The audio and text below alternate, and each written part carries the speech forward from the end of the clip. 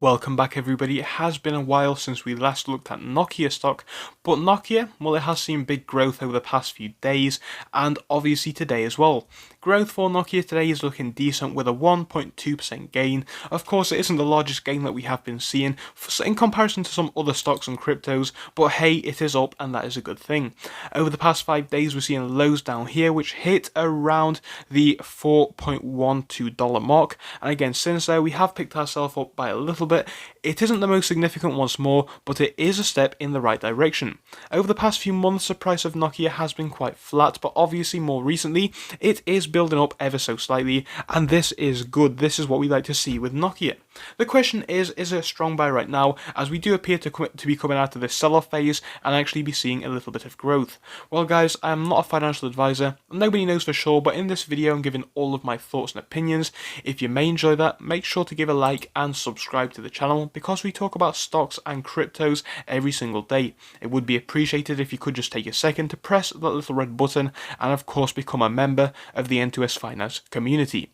But now that I've mentioned that, we are going to jump into this one looking at the stock and what we picked up on last time.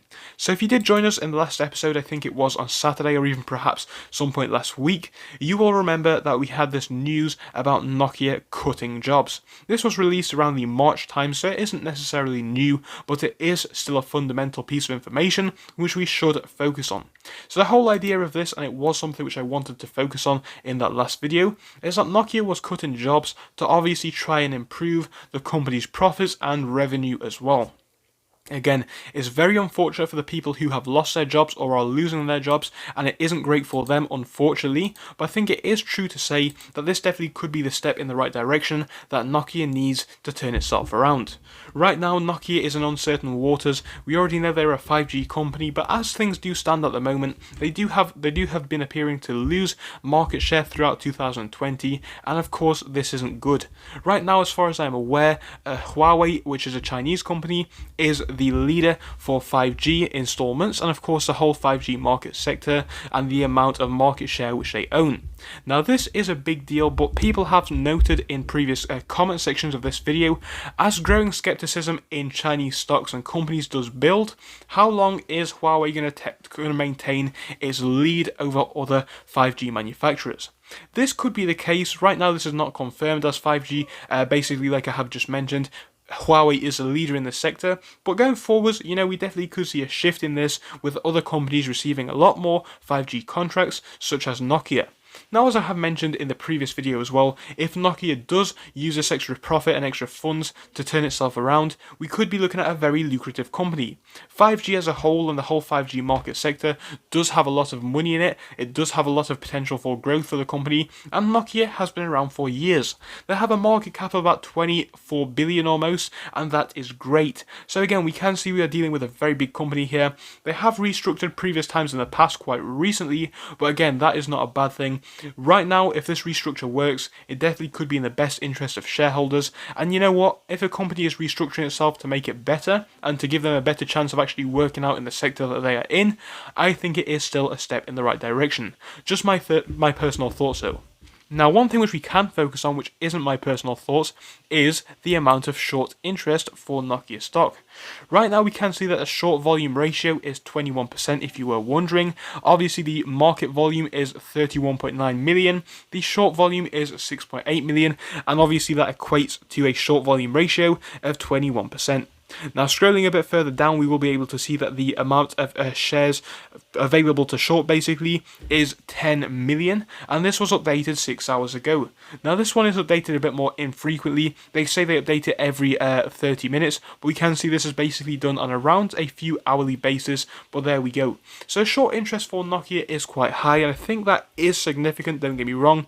With 21% short interest, it definitely is up there with some of the worst in regards to short interest, and people are saying that Nokia could be the next short squeeze. Now, as I have said many times in the past, there are lots of companies like Nokia which unfortunately do have a lot of short interest, people trying to short the stock, and again, this definitely could work out for the short sellers, but once more, if Nokia does manage to turn itself around, if they do manage to increase these revenues, I think this short interest will definitely go away. If we look at the pattern for the actual short interest over the past few months, we can see that short interest is basically creeping up more recently. Obviously, towards the later part of April, we can see that massive spike in the short interest, which is fine, but obviously prior to that it was going down almost as low as 8%, if not lower. We did hit back in March, I do believe, so things were looking decent there, but now short interest is on the rise again. Will it continue to reach highs? Will it break past previous highs of about 30% back in November? Or will we see the short interest continue to go down? Nobody knows for sure, but that is the current figures that we are seeing. Short interest is stepping up. But you know what, guys, as the share price does increase, I think this is creating a very interesting environment. I think it is still way too soon to talk about short squeezes and things like that, because the fact of the matter is the volume for Nokia today is only 21.74 million. It is a large number, don't get me wrong, but of course, you know, the past few days, they haven't been too great either. The short volume that we have been seeing overall for the past few months, or at least the volume in general that we have been seeing for the past few months, it's not that high, and again, that isn't a bad thing because it does present opportunities for growth, but obviously it isn't enough to trigger a short squeeze in my opinion. So, would I buy Nokia now? Personally, I would if I was looking to buy Nokia and I was looking to buy a company in the sector, or if I was happy with the company's fundamentals. Personally, guys, I do think that there are better companies out there than Nokia, but as a 5G and telecommunications stock, it's definitely not the worst out there, and it does have a lot of potential. Again, I can see this one doubling in the next 1 to 2 years, perhaps even tripling in share price. I absolutely can see this one as being a $10, if not above stock. I think it would deserve to be there, even in the company's current situation. So definitely, if we can get a bit of growth for the company's revenue figures, if we can get a bit of growth for the company's business model, I think we can see a bit more expansion in the share price, and we would all love to see that. So it just boils down to whether this actual transformation and restructure of the business will work. Hopefully it will, all of us are waiting to see if it does happen, and I would love to see nothing more, but we will have to see what does happen with this stock. So thank you for watching, I'll see you all again very soon, goodbye.